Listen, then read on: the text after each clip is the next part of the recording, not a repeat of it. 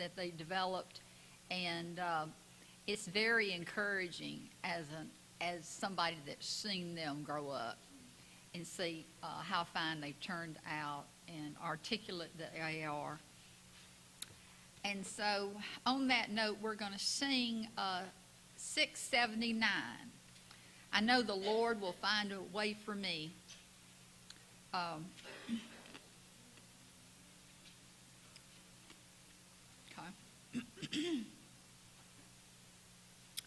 And we're going to start off a little softer, and then we're going to build to the end. We're going to sing all three verses. I know the Lord will find a way for me.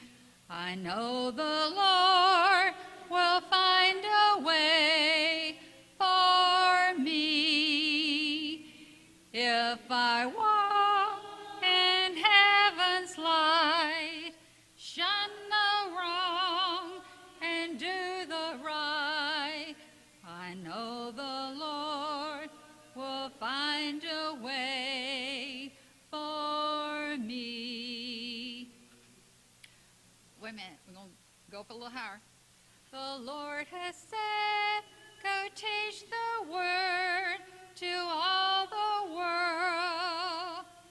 The Lord has said, go teach the word to all the world. If I walk in heaven's light, shun the wrong and do the right, I know the Lord will find a way for me. Won't it be grand to hear him say, well done?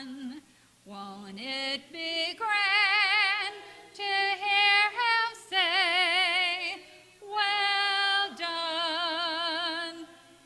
If I walk in heaven's light, shun the wrong and do the right, I know the Lord will find a way for me.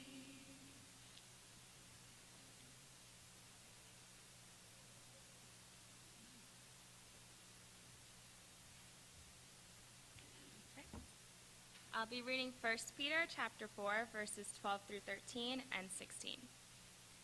Beloved, do not think it strange concerning the fiery trial which is to try you, as though some strange thing happened to you, but rejoice to the extent that you partake of Christ's sufferings, that when his glory is revealed, you may also be glad with exceeding joy. Yet if anyone suffers as a Christian, let him not be ashamed, but let him glorify God in this matter.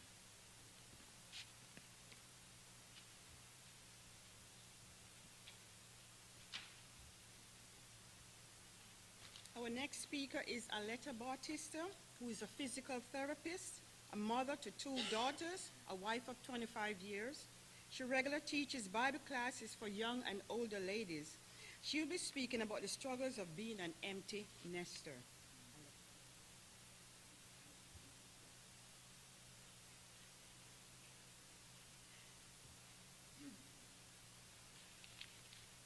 Good morning again. I better have my stopwatch here. I have been timing myself this whole time, making sure I don't go over. All right. So, I have been tasked to talk about the challenges of middle adulthood. This is somewhere between 40s to 60s. You know, when I was younger, I looked at my aunts and my mom as ancient. And even when my youngest aunt was only 20 years older than me, but their ages, because their ages seemed ages away. But in what seems to be an instant, I am them. Like I'm here, I'm now, suddenly. I'm an old aunt and a mom. So growing old, though, growing old gracefully and in the Lord should never be a burden and should not be dreadful. And I have found that out really after I became a Christian, which wasn't too long ago, maybe 18, going on 18 years ago. So I don't think I would have been as prepared to go through this season of life if I had not become a Christian. So I'm very thankful that I am. So preparing our minds, our spirits, and our bodies are so important to deal with the various challenges that will come throughout our middle life period. This is the year that I actually turned 30. And studying for this topic was very eye-opening for me because I had to look at it in detail, almost dissect my life. Where am I? You know, Nikki had said that at her age, at her season in life, the question is, who am I? And who does God want me to be? And I did ask those questions when I was younger. Who do I want to be? Who am I? Trying to find out what my identity is. And this season, my age now, is really where we need to be confident and knowing that we know who we are. So we're not searching anymore. We shouldn't be. So if I truly want to be the best version of myself, then I need to be steadfast and focused on all the points that I actually discovered today too. During my study for this. First of all, midlife is a time of great productivity. I'm not in crisis, I promise. But midlife is a time of great productivity. This is the time where we accumulate. We accumulate and we accumulate and we build things up, and we have much of things that we thought when we were younger, when will I get those? And we have it. So, but it should not be more than just accumulation of material things. And I have learned that too. We just recently downsized, actually, and I would never have thought that going into my 40s, that I would get rid of things, that I would let go of things. But I did, and I love it. I love doing that. But the true test of productivity really in this age is how much effort have we really put in to spread the word? Have we really sowed the seed? At this time of our lives, we should be thinking more of building up our treasure in heaven and not treasures here on earth. Have you sought to mentor younger ladies? Have you actually really put yourself out there and say, I'm going to do this. I know this one lady. I don't know her, this young lady. I don't know her too much, but I will reach out to her. I will find out, where she's at in her journey, and I will try, if she will let me, I will try and mentor her. Have you been truly purposeful in being evangelistic and adding to the scope of your reach and your influence? Or have you just kind of waited until, things came in and said, oh, yeah, okay, well, I'll do this now because it's here, but you don't really seek to do it. 2 Peter 3:18 says, grow in the grace and knowledge of the Lord, our Savior. Matthew 6:19 says, do not lay up for yourselves treasures on earth, but instead we're supposed to lay up treasures in heaven. So I started my lesson today on that right away. Evangelism is very close to my heart. It is something that I feel that I have to do actively. It's not something that just falls on our laps, okay? Next issue is security. We all want a measure of security in our lives, but more so in this season of time. One of the hardest challenges that we have is that we know that by this time period, we know we should be doing the right thing.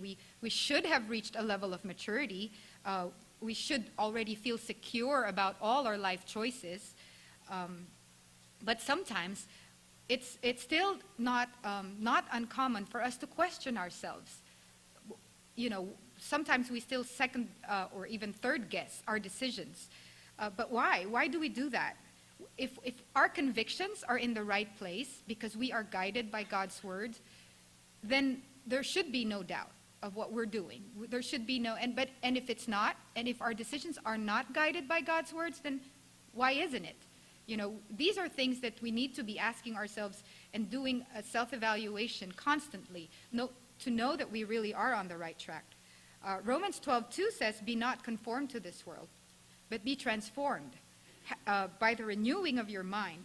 Are you transformed? Have you transformed your life? Are you still the same old, same old? This is not the time, when you're at this age, it's not the time where you really should be thinking, well, I haven't done anything really. What have I done? I haven't accomplished anything. That should not be the case. So the time frame is long, 40 to 60. That is one of the longest time periods. And so you really have a long time to accomplish something in your life. And it says, Hebrews 5:12 says, for this time you ought to be teachers. Have you taught? Have you taught someone, even one person? I know that I never thought I would be a Bible class teacher. I never thought I could teach young ladies. I just never imagined myself doing that at all. But I am, and I'm doing it. I have taught the little kids, and I never, ever, promise you, never, ever imagined myself doing that. But with every time that an elder's wife comes up to me and says, do you think you could do this? I say, sure. And then I'm like, okay, what did I do? You know, and then I'm like, oh, I can do it. And I did, though, but I did.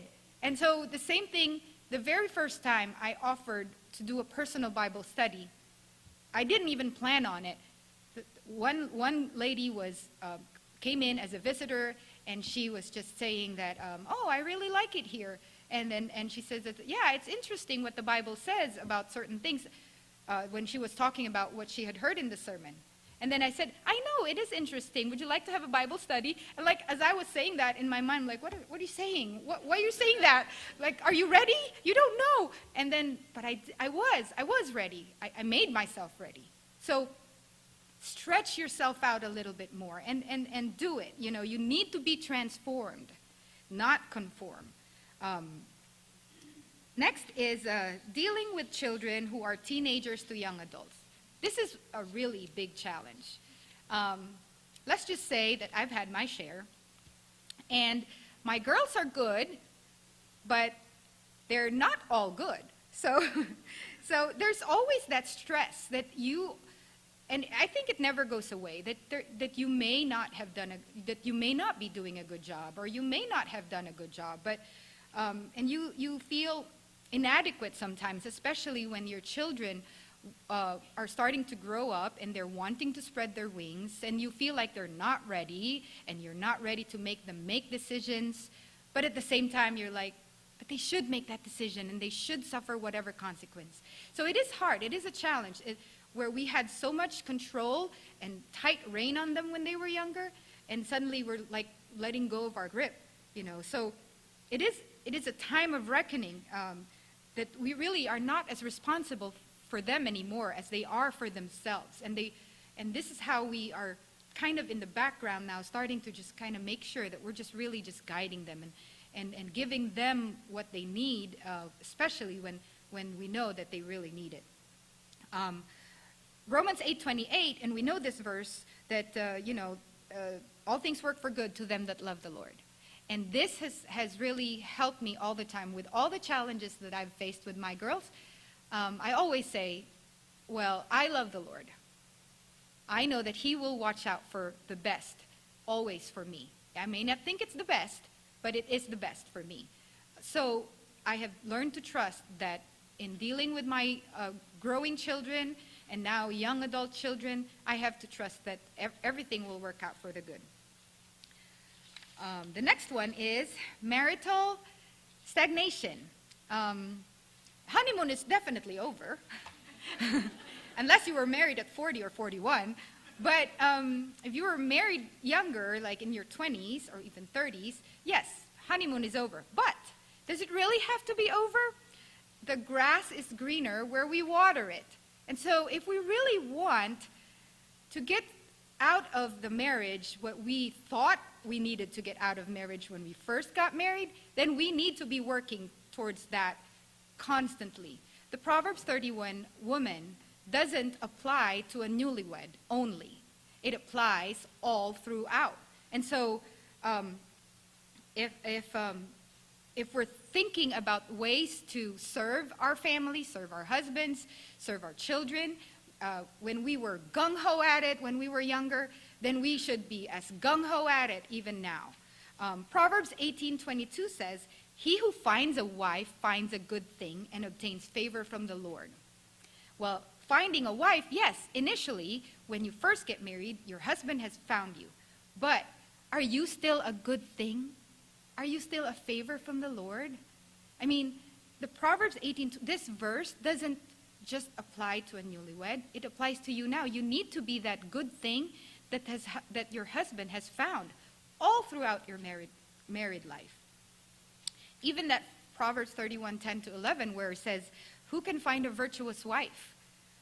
For her worth is far above rubies," and also that her husband trusts her. So are you still that ruby? Are you still making sure that your husband can trust you safely? So there does not have to be marital stagnation or fluctuation if you are making extra effort all the time to make sure that that good marriage, that good wife, is always on the top of your priority. Next is job burnout or career dissatisfaction. There is a lot of frustration sometimes at this age when we feel like we are trapped or stuck in the career path that we chose. And sometimes you lose your passion, or you feel like, same old, you know. But we don't have to feel stuck if we try to always think of the purpose why we found ourselves in it in the first place. You know, what was your reason why you went into this job? I'm a physical therapist, and I love my job. I don't think I will ever have a job burnout or a dissatisfaction because I love it too much.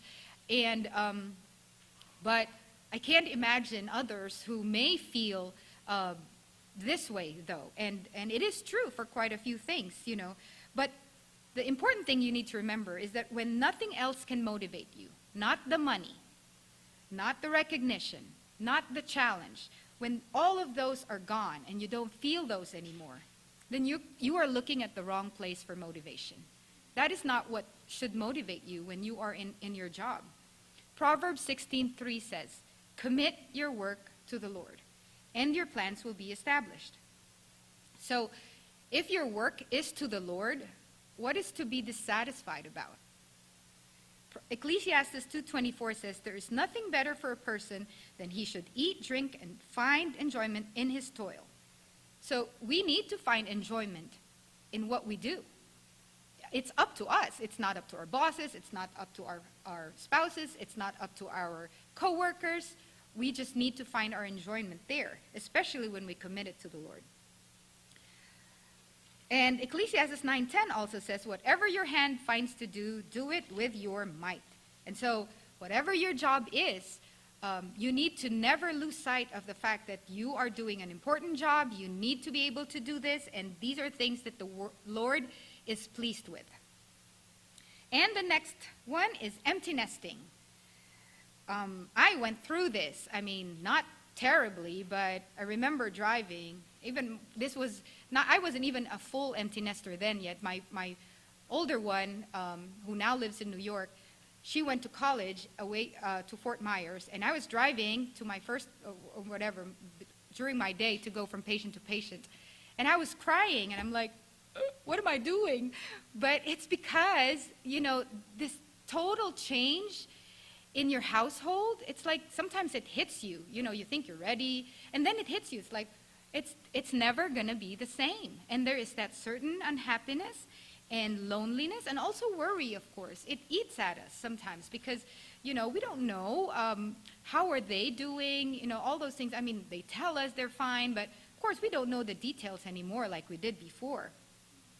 Our minds and energy and all our attention was eaten up by running our household. And so it's such a downer to go to an empty house. It's so quiet. But remember that the Lord did not get us through mothering our children only to make us miserable after. You know, that's not his goal. He doesn't say, okay, I'll give you your children, and then you're going to be miserable after. It doesn't work like that, you know. So we need to find ways to occupy ourselves. sweet Miss Barbara here one time has asked me, so what are you busy with now? Nikki was off to college, and I sat there and I was like, I don't know. Really, I'm not doing anything. And then in my mind, it's like, I'm not doing anything. It was really bad. I mean, I went home, I thought, I was like, what am I doing? And you know what?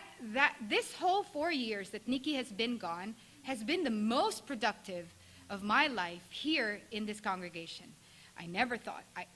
I started teaching yoga. I mean, I'm not a yoga teacher. I started doing ladies' evening classes. Like really, Aleta, you? I started a program for little sister and big sister, and I'm like, I would never have done that if I didn't think about, what am I doing? And it turns out when I answered myself that I wasn't doing anything, then I had to do something. Yes, my 2 girls were out, but I have so many other girls here in the congregation that I could do something for. Genesis 2:18 says, then the Lord God said, it is not good for man to be alone. That's not just about creation, though. God really says that it's not good for us to be alone. And if our children are gone, 1, our husband is at home. And 2, we have all these ladies in the congregation. And we are not alone, definitely. You know, so I don't know why you would ever think that you are alone if you are involved in your congregation. There's just no way you're alone. Next, the sandwich squeeze. Nikki asked me this. What is the sandwich squeeze, Mom? This is when your older parents have to move in with you or you have to take care of, and your young adult children seem to not make it on their own yet. So you're kind of responsible. Suddenly you were an empty nester and you didn't have children and your parents were just fine, and then suddenly they're both not fine. And it's up to you. And it's like, whoa, fun. But you know what? These responsibilities are always going to be there. They will tug at us, you know, and this time between 40 to 60 is really when it will happen. And we need to prepare ourselves that, yes, our responsibilities really don't ever disappear. Sometimes they even double. And it's just, we have to find a way on how to balance these things. And this actually hits close to home because my mother had her first heart attack about a year ago, or a little over a year ago, and I never would have thought that. She is one healthy woman, and never any maintenance bills, never seen a doctor, nothing. And then suddenly, whoa, here it is. And now I'm having to care for her, and it's different. To be a caregiver for your parent is so different. So, but you need to be ready and prepared for it. Exodus 20:12 says, honor your father and your mother, that your days may be long. And 1 Timothy 5:8 says, if anyone does not provide for his relatives, he's worse than an unbeliever. So these are things that continue to tug at us. We need to honor and care for our aging parents, and this is a responsibility that we cannot just push off to someone else or even to other siblings. We all have a responsibility. Of course, another issue that we face are changes in our physical body, health scares, even grief. I mean, some of our friends that, you know, are starting to die out. I mean, I've had a couple of high school friends who've had cancer and have passed on. I've had, you know, and I never had to deal with that before. And some chronic diseases are popping up, you know, and so, and the once energetic body and mind that we had, it starts to slow down, even when we deny it. even if we don't think about it, it will happen. That slowing down is a gentle nudge from the Lord. You know, it doesn't just come, boom, you're 40, now you're 60. It may feel like that, but it doesn't happen like that. It's a slow process, and it is a gentle nudge. The Lord is telling us, you are a mere mortal. You are human. You're not like me. You don't live forever. So what are you doing? You know, we need to make our time count. We need to prepare, not just for our lives here. We need to prepare for our lives in eternity. And we are faced with mortality so much more at this age because of the changes in our bodies, because of our aging bodies.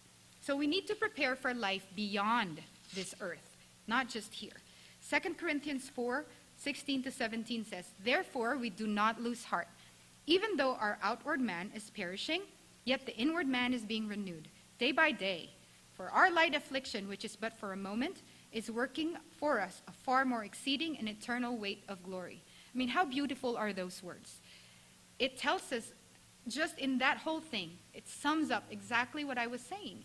We are going through so many changes. We are decaying and deteriorating, obviously, but it is a light affliction, which is but for a moment, and it's gone.